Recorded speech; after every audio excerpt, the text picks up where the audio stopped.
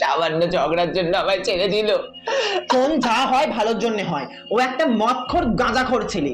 তুই যখন ওর বাড়িতে গেছিলিস, ওর মাকে দেখেছিলিস? তোকে তো ভালো করে আপ্যায়ন পর্যন্ত করলো না রে। আর ও একটা কথা পর্যন্ত বলেছে? আর ও আমাকে বল কি কাজ করে? একটা কাজ পর্যন্ত করে না। সেই ছেলে তুই ডিজার্ভ করিস না।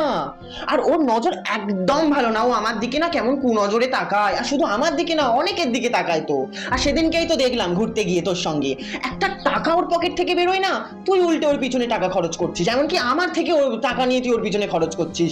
আর শোন, আর একটা খবর পেয়েছি, ও তো চুরি করে বাইক কিনেছে। চোর তো। ওর নামে তো 10টা কেস আছে, আমি সব খবর পেয়েছি। আর ছাবড়িদের সাথে মেশে লো ক্লাস, থার্ড ক্লাস। তোর মতো দাঁড়া, একটা ফোন আসছে। হ্যালো। ও, তুমি? বোঝো না যেন আমার কষ্ট হয়। কি করছো? খেয়েছো কিছু? লাভ